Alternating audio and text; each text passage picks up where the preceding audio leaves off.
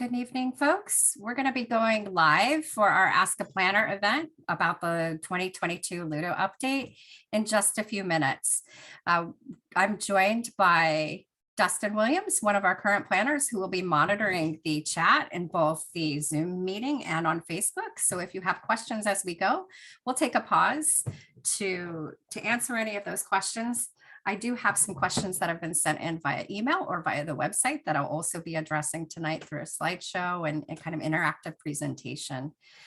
So feel free to join us either on Zoom or on Facebook Live and ask your questions, and we'll get going here in a few minutes. For those of you who don't know me, my name is Kelly Housley Glover, and I am the planning director for Wasco County and also currently serving as the long range planner in charge of the 2022 LUDO update. So again, thanks for joining us this evening. If you have questions, please enter them either on the Facebook under the post in the comment section, or if you join us on Zoom, you can enter them in the chat, and we're going to get going in a few minutes. Thanks so much.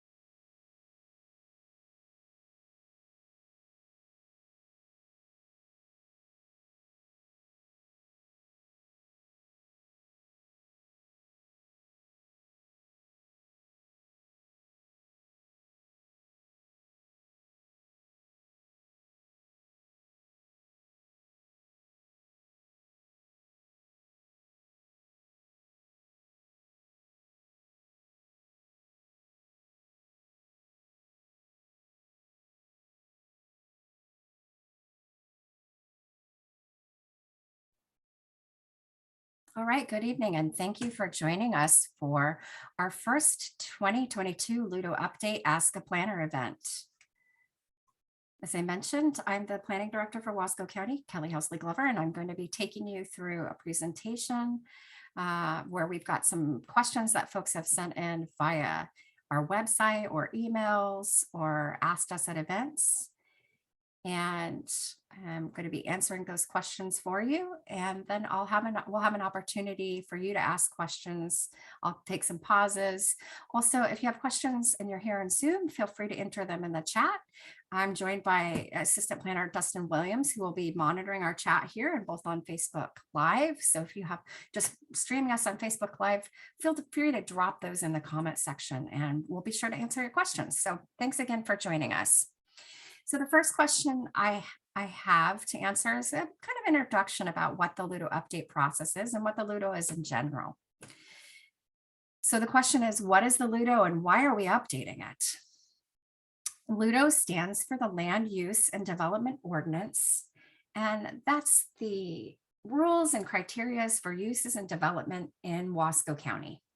So in other words, the regulations planners review when permitting new uses or development.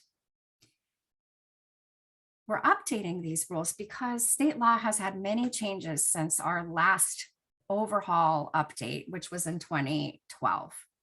So lots of legislation has passed in the last 10 years. A lot of it's mandatory. And while planners have been able to implement those last 10 years directly from state statute, we think it's really helpful for the public who's maybe not an expert in the rules and regulations to actually see in the LUDO what the rules are so that you're well prepared when you're wanting to put together an application for a new use or development on your property. We also have some optional updates like new uses in the farm zone that I'm going to be answering some questions about tonight that we really want to have community feedback on because the LUDO is really meant to reflect the values and the challenges and opportunities for Wasco County residents. So we don't presume to know what you would like to see in terms of new uses or development in Wasco County. So when it's optional, we want to hear from you.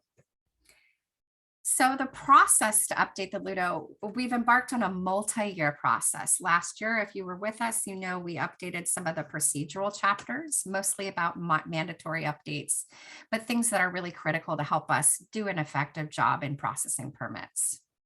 We also did some updates to our formerly known as environmental protection districts, and now we call them overlay zones to more accurately reflect what they are. This year, our focus is on uses, both mandatory and optional, for the forest zones and farm zones. We're tackling energy facilities, specifically some mandatory updates, but also we have one optional update we're excited to talk to you about. We are being required to have a standalone chapter for communications facilities in Wasco County, consistent with federal and state law. We're proposing to adopt basically a military overlay zone that shows residents where the military airspace is over Wasco County to ensure early coordination for really tall projects, so projects over 100 feet. And one of the things that we talked several years back with citizens about during Wasco County 2040, our comprehensive plan update, was adding agritourism to the farm zone. So we're going to be talking about that a little bit tonight. Next year, we're going to be focusing on some housing for the most part, but also talking about destination resorts and some of our natural hazard overlay zones. And the process generally looks like this. Between January and April, staff spends time with research and drafting the updates, so the actual chapters that you're available now to read and engage with. We spend time tweaking those and making sure they're consistent with both state law and also some of those optional updates that we're going to talk about. In April, we start rolling out those drafts, in addition to some handy tools that citizens have identified that they need. So a one-page overview, lots of video explainers, tools for you to interact with on the website. So we give you lots of options to really understand what we're doing. And we try to give you the maximum amount of time to get to read and digest because we know it's a lot of material to understand. And so that's why we use April to August as our main public outreach and input focus.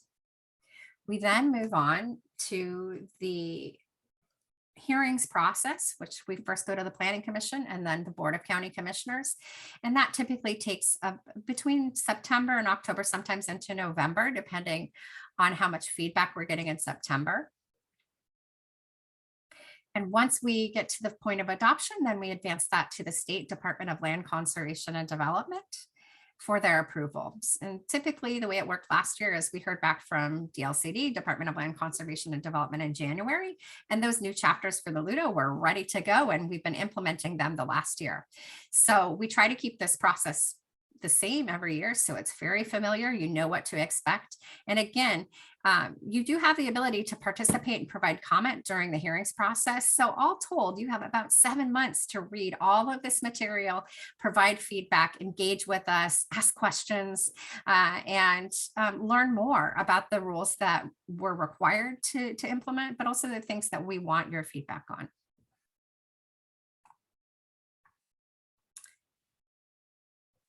So one of the things new this year is a new way to look at drafts and engage with the drafts. So those, again, the chapters where we're proposing to make revisions. We have a new tool that we're really excited about that I'm going to show here. So the question was, how do I read the drafts to see what's changing? And let me navigate here to the website to be able to show that to you.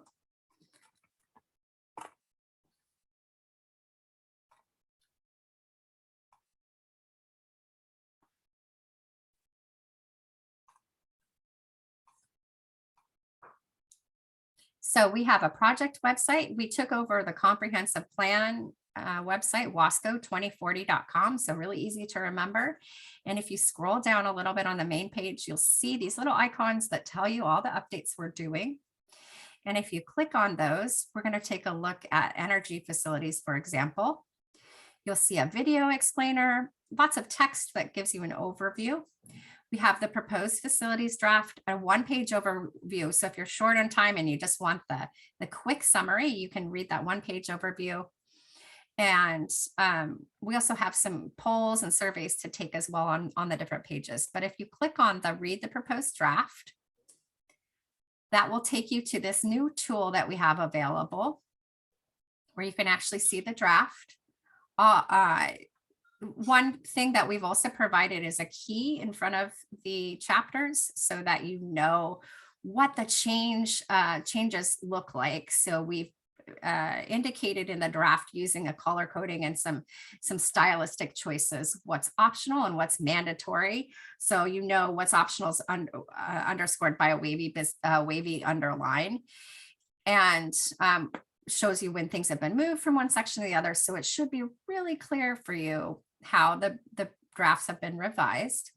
And then for all the chapters, we have a brief revision summary so that you have some more context for the actual revisions that we're proposing. And also gives you some context. So why are we doing this? In a lot of cases, again, these were legislative changes that were made at the state level. So we've tried to give you the House bill numbers, the year that these things went into effect. So you have the ability to do some additional research if you like, or at least understand the context for the proposed change. And then if you go through, you can take a look at the draft and you'll see this little plus icon. You have the ability to hit that icon, put your name, email, and add a comment. You can also ask a question or make a suggestion. It's going to make sure you're not a robot, so we don't have spam. And the email is really helpful if we need to follow up with you. But one of the cool things we're able to do is actually respond to you back in the draft. And you should get a ping in your email that we've responded to you. So I really encourage everybody to take the opportunity to look at these drafts and engage with them. And like I said, it'll be highlighted, the sections that are changing. So here, for instance, one of the things I'm going to talk about tonight because of the question is the proposal to remove permit requirements for roof mounted residential solar projects under 35 feet in height. And you'll see here that it's highlighted with an underline, which means that's an optional update we want your feedback on. But if you look at other portions of the draft, you'll see nothing looks like it's changed. And so that means it's all staying the same. When you see bold text, this is a mandatory change that we're being required to make. So it should be really easy. You can skim a lot of these chapters to get to the meat of what is actually being proposed.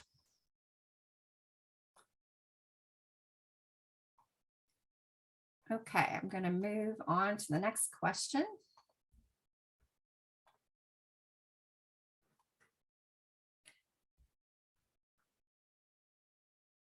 And then after that, I'm going to take a pause and see if we have any questions in the chat. So the question that we received is, why are you adding a new chapter for communication facilities and how will it impact me? So we know one of the biggest concerns for residents and property owners is what the impact is going to be. And for communication facilities, you actually shouldn't see any impact. We already implement these rules directly from federal and state law. We just haven't put them into the ordinance. So this is one of those cases where we want to be transparent. As I mentioned, this is an update is required by state and federal law, and it's required to be treated separately from other utility facilities. We did model this based on resident suggestions off of Hood River. So there are a couple of sections that are optional, specifically with concealment and scenic mitigations, and there is opportunity to modify those. So engage with the draft and you think, oh, I'd like to see that or see something else. We'd love to hear your comments and feedback about that. One thing I will say out the gate, though, one of the things we hear a lot about communication facilities, cell towers, is concerns about environmental concerns and also health concerns. And the federal government, the Federal Communications Commission, actually prohibits us from making any prohibitions based on those two things. And if you watch our videos and engage with some of our content, you'll see that really clearly identified for you. But I figured it's worth mentioning tonight. So at this point, I'm going to pause and see if we have any questions in the chat. Doesn't look like we do. I know we're joined tonight by somebody in Zoom. Sheila, I don't know if you have any questions for us tonight you'd like us to answer. I'll give you a minute to unmute. Oh, no, I don't. Yeah, I don't really have any questions. Okay. Okay, great. If you change your mind, feel free to drop it in the chat and Dustin will see it and we'll follow up with you. Okay, so the next question that we received are, why are you proposing to change farm dwelling setbacks? So this is one of those optional updates that we are proposing. When you look at the farm zone, the A1 chapter, you'll see it underscored with that wavy line. And this is something that was brought to us both by residents and planners. They said, boy, some of these agricultural setbacks are pretty extreme. And what the end result of that is that farmers have to site new dwellings right in the middle of productive ground. And so we did some analysis and compared our setbacks in agricultural zones with all the counties in Oregon and found we actually have the most aggressive setbacks. So the biggest distance from property lines. And in these intense ag zones where it's almost all agricultural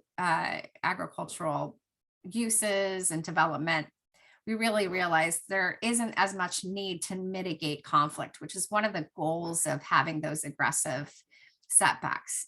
So what we're proposing is actually to reduce that number down to 100.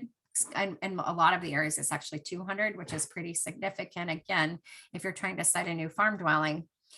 And that still allows us to maintain distance to decrease any conflict, either with agricultural practices or between a farm dwelling and a non-farm dwelling.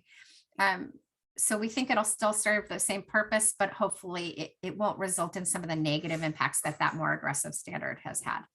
We're really interested in hearing feedback about this new proposed optional revision. We did hear some concerns at the event last week. We had an open house of folks concerned about the option for having a vegetative screening. Folks in this county are naturally very concerned about water and water availability. And there was some concern that would incentivize irrigation practices that maybe aren't practical with our water tables. So that's something that we'll definitely take into consideration and present to the Planning Commission when we go forward with these drafts, potentially with some revisions to that standard. Okay. So as I mentioned, one of the things that we really need good community feedback on are new optional uses that have been passed by the legislature since 2012 in farm zones. This includes agritourism, which is, again, one of the things that we talk to community members about during the Wasco County 2040 process. But there are also several others.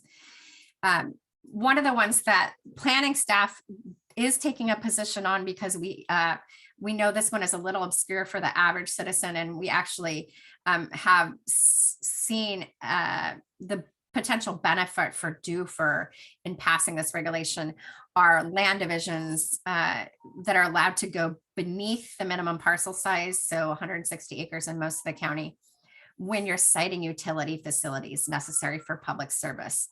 So in this case, DUFR needs to do some work to their sanitary wastewater system. And this would enable them to split off a small piece, just big enough for the expansion in some adjacent farmland to their city limits. So we really think this is a win-win for everybody. It helps the city of DUFR. It enables the farmer to distance themselves from that piece of land that's going to no longer be productive. And it also continues to maintain a larger parcel size for the agricultural production. So we're in favor of this. The rest, planners haven't taken a position on. We really want to hear from community members. So one of the proposals is for cideries. That's a new use that was passed by the legislature a few years ago. The rules and regulations are very similar to wineries. So they would be able to have tasting rooms and some of the activities that are affiliated with wineries. And you can read about those again in the draft version. There's an optional proposal for a winery-based restaurant. So taking that tasting room a step further and developing into a full restaurant. We'd love to hear feedback about that. There's a proposal for guest ranches, farm breweries. And farm breweries, I should add, it's important to understand that we would actually have to have an emergent hops crop to make that feasible. So it may be one that we're like, nah, it's not likely to happen. Let's scratch that one off. But we want to give you the options if you think you know somebody who's interested in cultivating crops in Wasco County. And then one of the ones that was the most popular from our open house last week were the equine or horse therapy and counseling activities. And so these are all examples of optional uses. Again, you'll see them in the draft. They're underlined with that wavy line. And we would love to have feedback about those things. And we do have a optional farm use survey that you can take. It's on our website, and Dustin's going to pop that in the chat and also in the Facebook, so you can whiz away. I'm going to give you a few minutes. If you haven't taken this survey, we'd love to get your feedback. It's just going to run you through the optional uses, and you can say, yeah, I'd like to see that. No, thanks. So I'm going to pause for a minute here.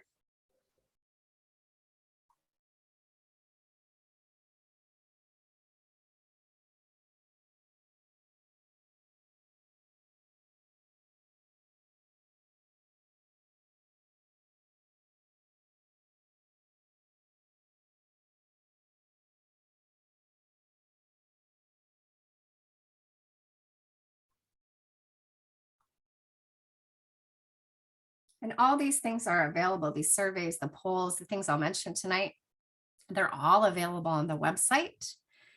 And again, they're going to be open until August. So plenty of time to participate if you want to spend some more time reading and thinking about these things.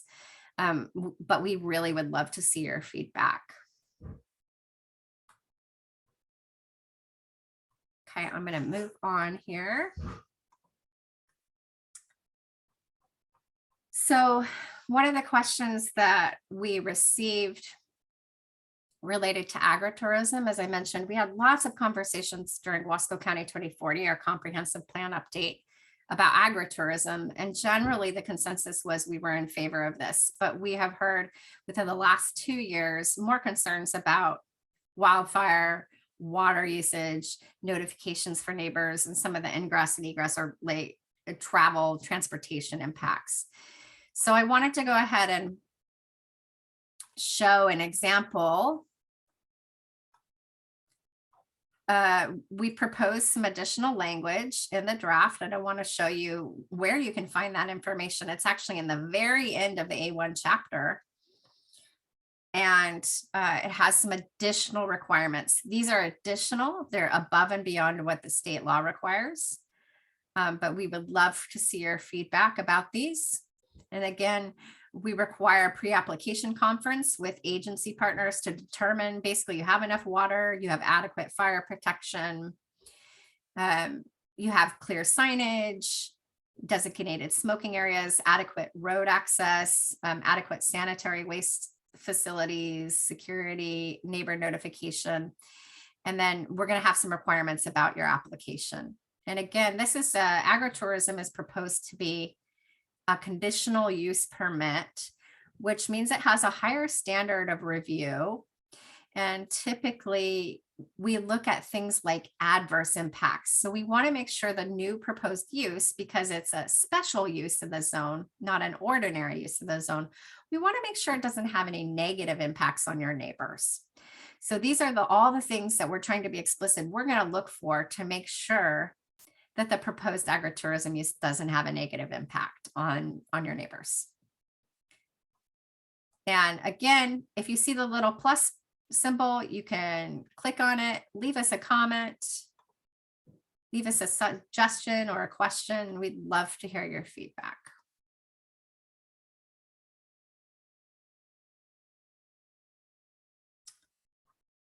So something has been really popular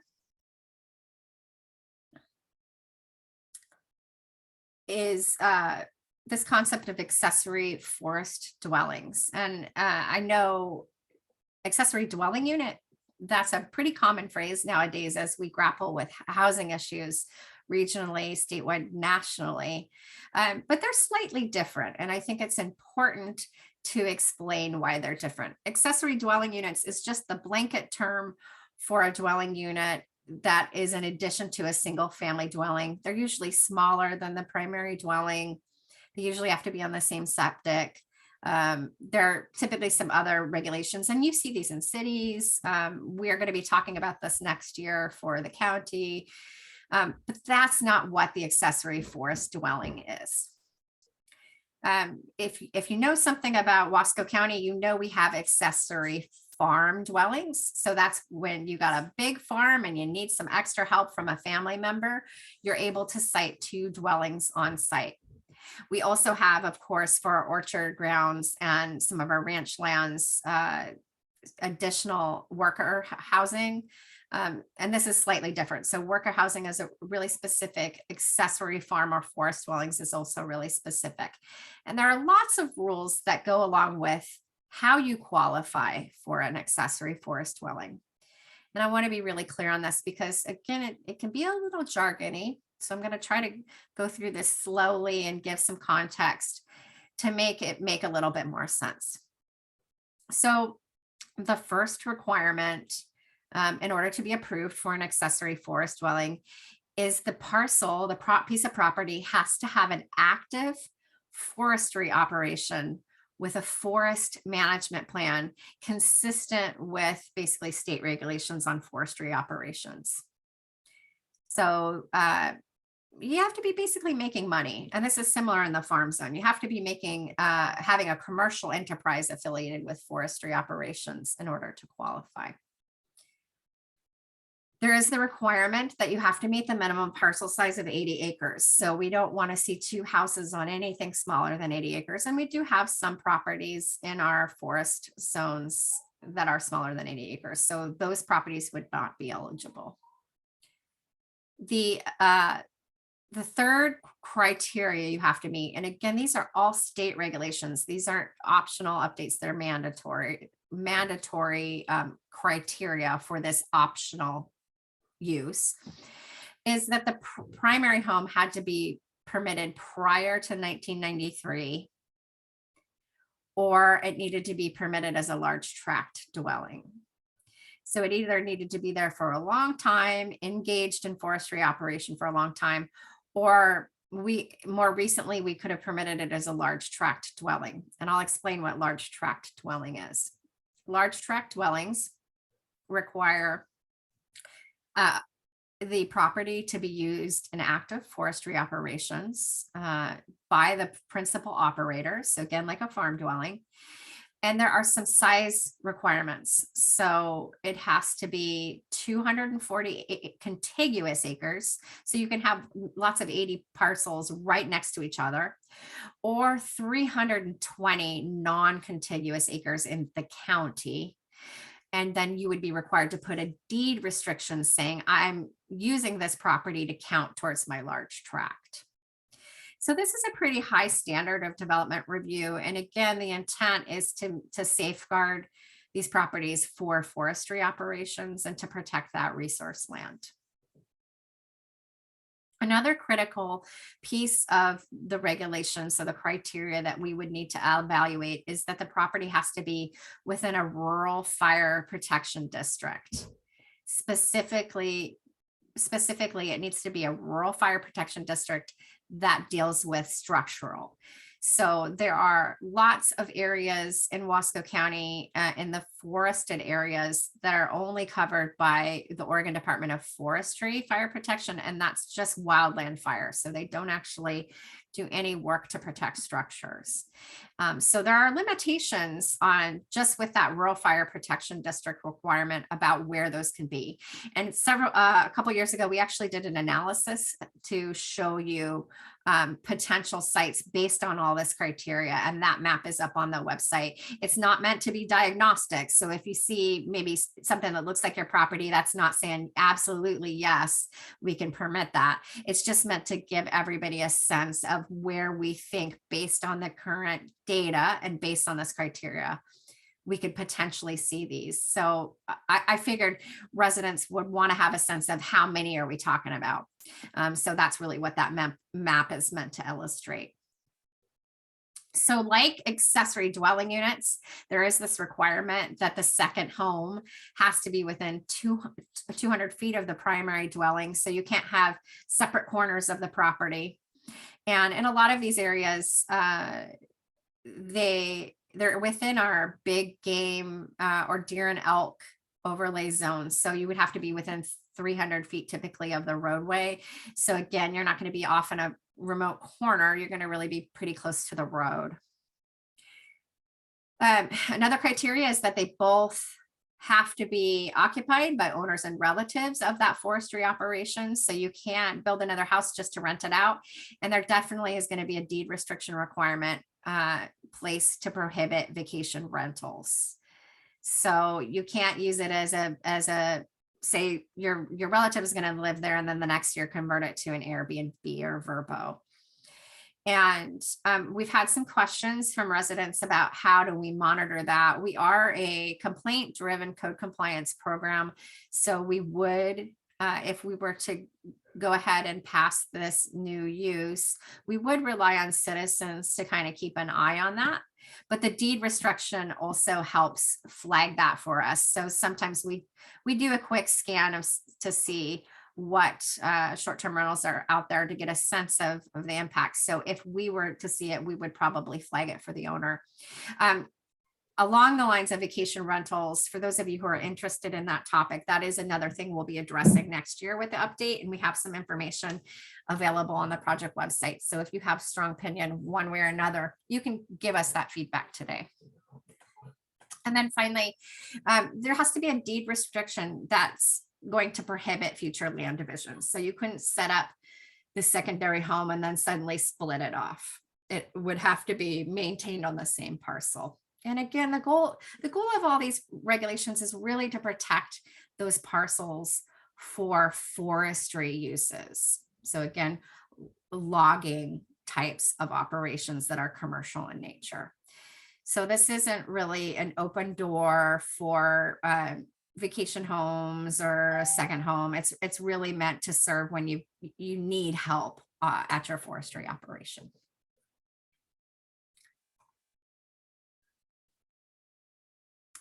So there is a question in the chat. I see, how do you know if someone is actually a relative?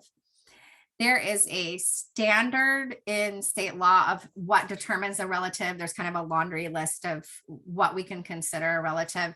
And usually the planner will require some kind of evidence of relation when they're evaluating this, because this is it's a pass fail question in our opinion. So in developing your application and submitting that, you'll need to provide evidence that the folks are actually related. So it's typically not a situation where we would take your word on it. You'd really need to produce proof. Sometimes it's obvious, like a surname, and you can show other types of connections. Other times we may need some additional documentation. That's a great question. Thank you. Okay, so as I showed the energy facility draft earlier and teased that we have some new mandatory language, so language that's required. Again, most of those regulations that are required for this update are things like life safety issues. So again, making sure when we're permitting these large commercial energy facilities that we're looking at life safety issues. So it's just an added criteria. Shouldn't have much of an impact, but it's just something we want to be sure we're scrutinizing. And then there were some regulations passed a few years ago that also require some additional oversight with different agencies. So the Oregon Department of Fish and Wildlife, the State Historic Preservation Office, the Department of Defense. And really the goal of this is that in permitting some of these large commercial energy projects, so wind turbines, solar farms, there's been some conflict over the years in different parts of Oregon, where there have been some objections, and it's come late in the stage, and that can be really frustrating for everybody involved, for the planning staff, for the developer or applicant, property owner, and also the agency. So what those rules are requiring is that we have early consultation with those folks. And that's one of the reasons why we're proposing to adopt a map that shows those military airspaces. So if you're proposing a structure over 100 feet, which is typically in Wasco County going to be either a cell tower or a wind turbine, then we make sure we talk to the Department of Defense really early on to understand any objections that they might have and ways to mitigate that. So again, it's not the military is going to say, nope, you can't build there. It's really looking at mitigation strategies. So can we move it a little bit? Can we maybe not have blinking flashing lights on top? So really looking at ways to compromise for the best interest of everybody. I mentioned too, one of the things that we're really excited, and we've gotten amazing feedback, actually 98% of respondents so far, both at our in-person meetings and online, have said they are in support of, and you can see this graph, it's actually gone up to 98 since this screenshot was taken, is we're proposing to remove the requirement for land use permits for roof mounted residential solar projects where it's not going to take that building over 35 feet. 35 feet height is sort of general cap for development in Wasco County. And if it's not going to have an impact on that height, really what we've heard loud and clear from residents is you don't want to go through the permitting process. It really shouldn't have an impact, and it just adds a lot of extra time and money. So we want to help cut the red tape and make it easier for you to be resilient and sustainable in your own home. So that's something that we're proposing. And like I said, we've gotten really favorable feedback about this one. It's been very popular. We have a poll on the website that you can take to share your opinion if you haven't done so already. And again, once we collate all of this public input between April and August, we're going to be developing an outreach report for the Planning Commission and the board so that we're really sure they know exactly what residents have felt about these many issues we're talking to you about. So a poll is a really quick way to give your opinion about something, and it really helps us out a lot. It this poll probably takes you, less than a minute. So if you've got feelings about it, or you just want to do something fun, please go on our project website, wasco2040.com, click on that energy facility icon, and you'll see the poll pop up. And I'm going to pause for another minute to drink a little bit of water. And if you want to gravitate towards that poll, and also give you an opportunity to ask any questions if you do at this time.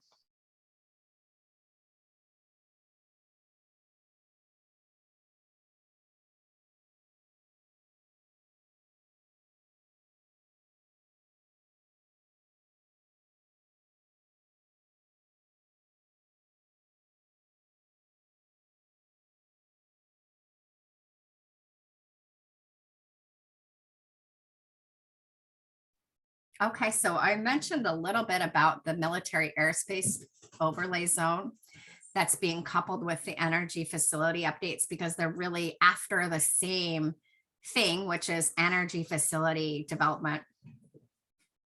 And when I presented this to the Planning Commission, there was a little bit of confusion. So I want to slowly explain what the history is behind airspace, and why now are we concerned about this, and then what the impact is going to be. So I know some of residents are aware, because you see and hear military craft going over your homes, that the U.S. military has bands of airspace. So they're represented by basically bands. So long rectangles of space over Wasco County. And that's been in effect, approved by the FAA since the 1950s. It's something that they do in coordination with the FAA. We don't have any control over that. That's a federal regulation. It's a federal provision. So it's not like we're granting that airspace. We're acknowledging that it exists. And the reason why it's become important is that we have seen throughout Oregon a lot of increases in these agricultural areas of large, tall structures, specifically wind turbines and cell towers. And the conflict has arisen because some of those towers, if they're placed smack dab in the middle of those bands, or they've got flashing lights or other things that are distracting to pilots, they can actually cause interference.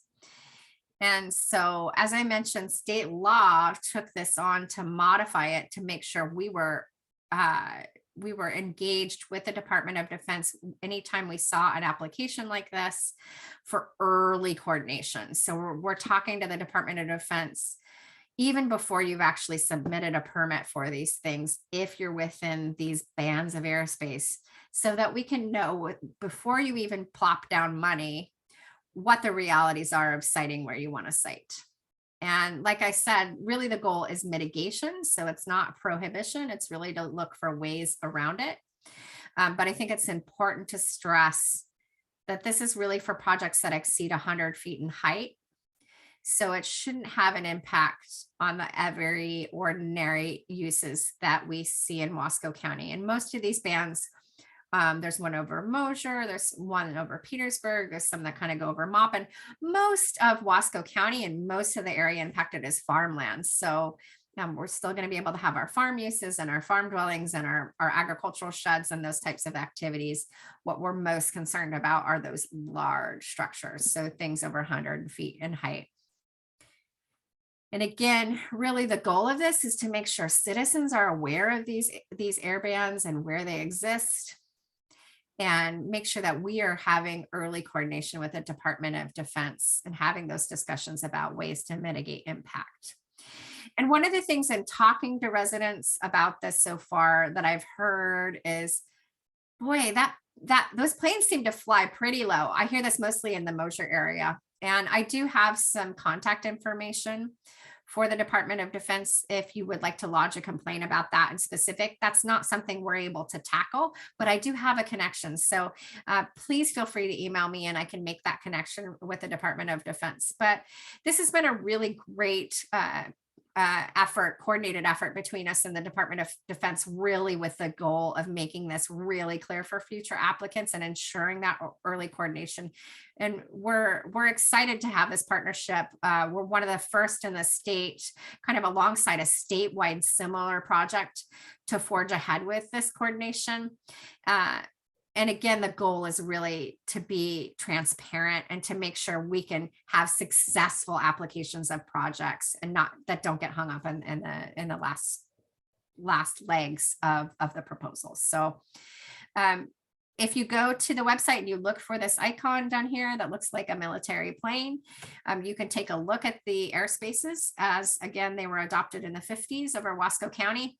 There are some differences in AGL, that's above ground level. So the heights that they fly at, some are 500, some are 200, and that also impacts our reviews in terms of structures.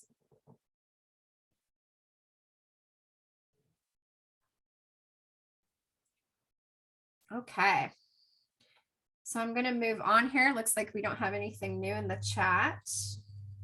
We've got about 20 minutes or so left. One question that we got is, boy, it looks like most of these updates are mandatory. What do you actually need input on? Because maybe you have a limited time, or maybe not, you don't have a lot of interest in the communication facilities. You really just want to give your opinion on the things that are optional. So I mentioned tonight, we have several uses proposed in the farm zone that are optional that we really, really need good feedback on. Like I said, there's only one that planners feel pretty strongly is a good. The rest, we're really depending on citizens to give us feedback on. And whatever way we hear, we really look for consensus in our approach to these things. So for instance, that's why we're adding some additional provisions to agritourism to kind of make that equitable and feel safe for all of our residents. If we hear a lot of negative feedback or we don't hear any feedback, we're likely to recommend not adopting it and postponing it for a future update. I talked tonight about the new setbacks in the farm zones for farm dwellings. So again, reducing that number from 200 to 100. That's something, again, staff is proposing based on feedback and conversations we've had with applicants in the farm zone. But we'd love to hear your feedback. As I mentioned at the open house, some folks didn't love the vegetative screening option to reduce that distance because of irrigation concerns. And if that's a concern for you, we would love to hear that feedback. I think that's really good information for our decision-making bodies, who are, again, the Planning Commission, which is a 9-member body of volunteers that represent all walks of life all throughout the county, and then our elected board of county commissioners. So as much feedback as you can give them to help them make an informed decision, it's really helpful. I showed the agritourism additional provisions and requirements. And again, those are all optional, and we have the ability to tweak those depending on your suggestions or your questions or your feedback. We have the ability to strike them if you feel like you don't think that's a good fit for Wasco County. What we've heard so far is that folks are really in favor of the recommendations we've drafted there. But again, we'd love to hear from you. I covered the accessory forest dwellings. That's the only new optional use that's proposed for the F2 zone. It is not proposed for the F1 zone. There are some reasons behind that. I'm happy to answer it if you want to pop it in the chat and get into a little bit of the difference between F1 and F2 zones, the forest zones. But really, that's the only optional use in the forest zones that we're proposing. And we've gotten a lot of good feedback about that, but we still want to hear from as many Wasco County residents as possible. And again, because it's optional, like agritourism, we have the ability to add additional criteria if we need it. So if we're concerned about some aspect of that, but we think we can make a compromise to allow them by adding some additional criteria, that's a compromise, and that's a great consensus approach. So we'd love to hear that feedback. I mentioned that communication facilities, for it's going to be new chapter 14, that the majority of that language is required by FCC and state law, but we did add some language about concealment and scenic provisions. So we'd love to hear that feedback. Just keep in mind that we can't prohibit cell towers or meteorological towers based on environmental concerns or health concerns. I talked a lot tonight about something we're excited about, the feedback we've gotten, which is removing those permitting requirements for roof mounted residential solar panels under 35 feet in height. But we'd love to hear feedback from you if you haven't responded to us, so that we can make sure it's in Wasco County's best interest. And I've just put here, again, want to remind you, when you look at the drafts, you want to know really easily, very visually, what's an option and what's not. You want to look for that wavy underline. So it kind of looks like a squiggly lines under the text. That means it's optional.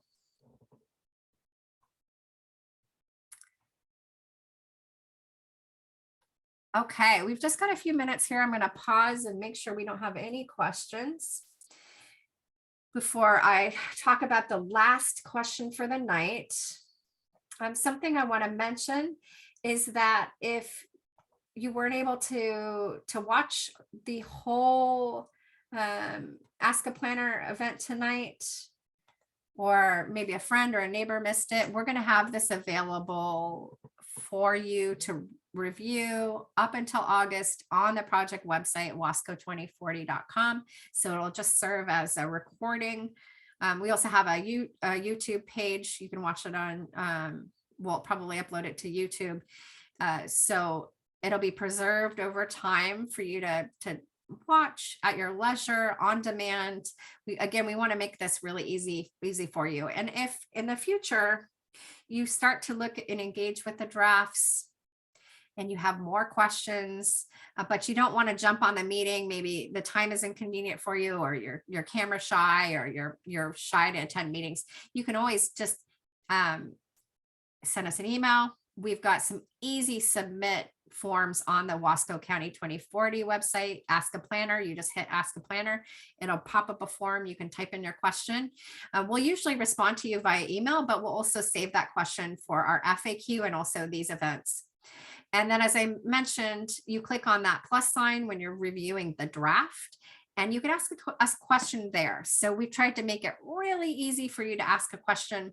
You can also send us a letter in the mail.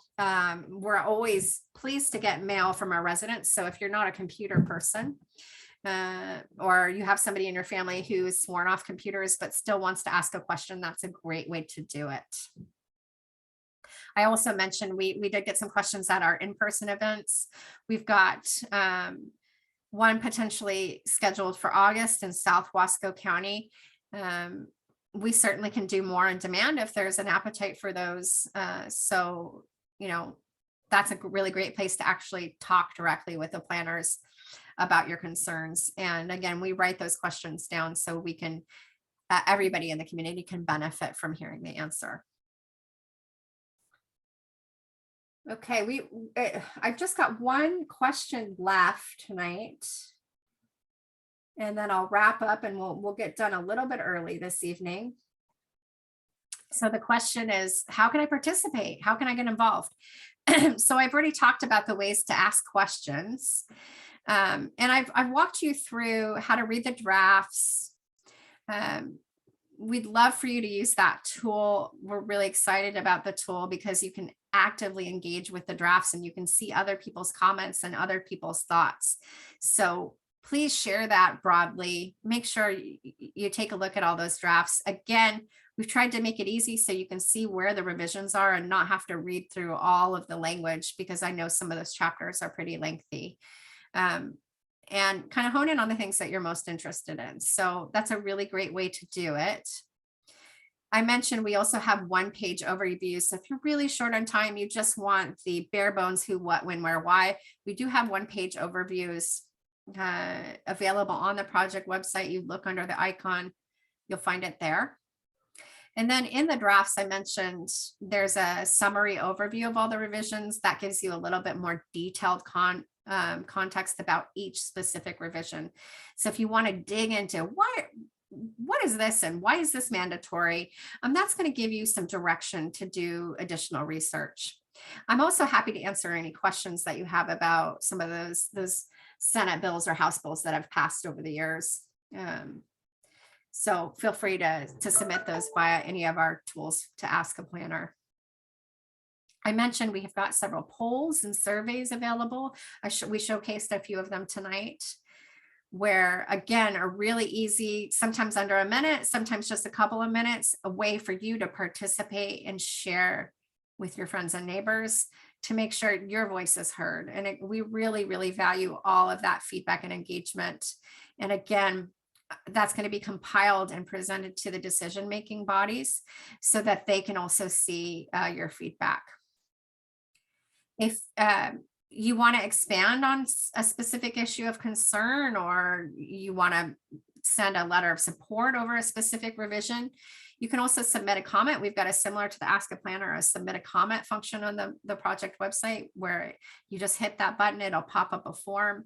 You can enter your name, email address, comments. It'll also ask you if you want to sign up for our email list, a newsletter list. And we just send updates when we've got events and things so that you can keep informed. We try not to spam. We probably send about 10 emails over the course of a year. So it's not a weekly thing. It's not even a monthly thing necessarily. It's really only when we've got news to share. You can also email us. Our email is easy to find all over the project website and also over the Wasco County website. I mentioned you can comment in drafts. That's a really cool new tool we really encourage you to engage with.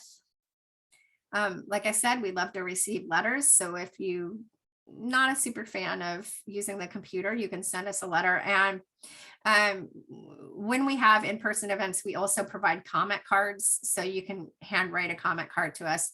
And that's also a really good way to get feedback. We scan those in and add those to the outreach report. So again, the decision-making bodies are going to see your comments very, very clearly. Other ways that you can participate, we encourage you to share on social media. If you're on social media a lot, we try to post very frequently about updates and engage you with the surveys and other types of activities. And we encourage you to share those things with your friends and neighbors. I think it's a really great way for folks to get involved and engaged. And we've really valued that tool as critical to communicating, to folks. One thing I will note is that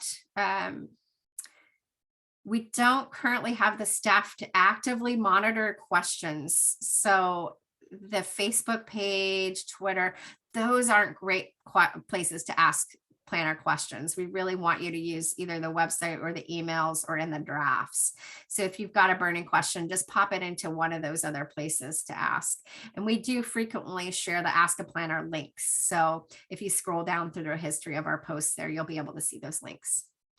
I mentioned sharing with neighbors. So when you're out in the community, just say, hey, do you know the planning department is engaged in this multi-year project to update the LUDO? Check it out. And I mentioned we're going to have several other events between now and August. If you have particular interest in having us host an event, let us know. We do have one scheduled for the end of the month that is less of an Ask a Planner and more of a engagement session and kind of a presentation where we drill down into some of these topics of interest with a little bit more depth. And again, that one we will be recording, we will live stream, and we'll have it available on demand. So if you can't attend in person, there are going to be ways you can catch up with it. And then I mentioned the hearings process starts in September. September 13th. Typically our planning commission meetings are the first Tuesday of the month, but that first Tuesday falls right after a holiday. So in order to make sure everybody gets home and well rested, we pushed it to the second Tuesday of the month in September. That meeting, we're going to be holding a hybrid meeting. We're now required by the state to hold hybrid meetings. So we've booked the lecture hall in building 2 of the Columbia Gorge Community College. the Dalles campus. So if you attended our open house last week, it's going to be in the same location. And then we'll be following that in October with board hearings, and those are also hybrid meetings. You can watch them virtually, or you can attend in the courthouse in person. And with that, I'm going to conclude my presentation and just make sure we don't have any questions left in our last 5 minutes.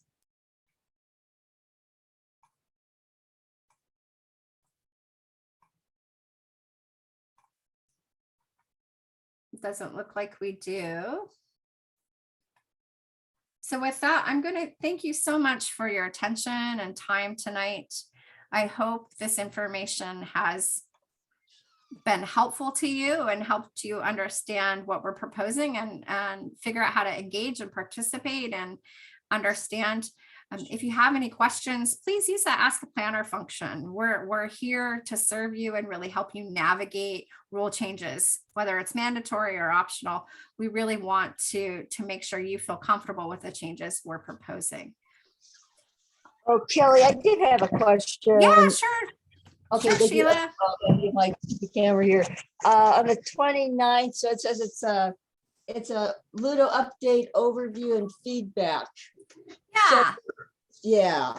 So it's going to be similar to this. It's going to be a virtual event, and we're going to do a little bit more active engaging. So less of this question and answer situation and more of a, this is what we're doing. And then let's kind of workshop it. So similar to a more of a work session. Yeah, you want input from people. Yeah. Yeah. So we welcome everybody to attend those. We'll probably have a couple additional planners. We do have some new faces in our planning department. So we look forward to introducing those folks both at our live events and on these virtual events. So you can kind of see who you would be talking to if you call about development or uses. And again, thank you so much for your time and attention tonight. I encourage you again, engage with our tools on the project website, engage with our Ask a Planner, and just know that you do have until August to read these drafts, to offer your feedback. But we do strongly encourage you start now, because it is a lot of reading. So you can kind of give yourself the homework of doing 50 pages a month. I think that'll get you over the finish line by September. So again, thank you so much for your attention tonight. We really appreciate our community and the community feedback. Thank you so much. Thank you, Kelly. Thank you. Thanks, Sheila and Dustin.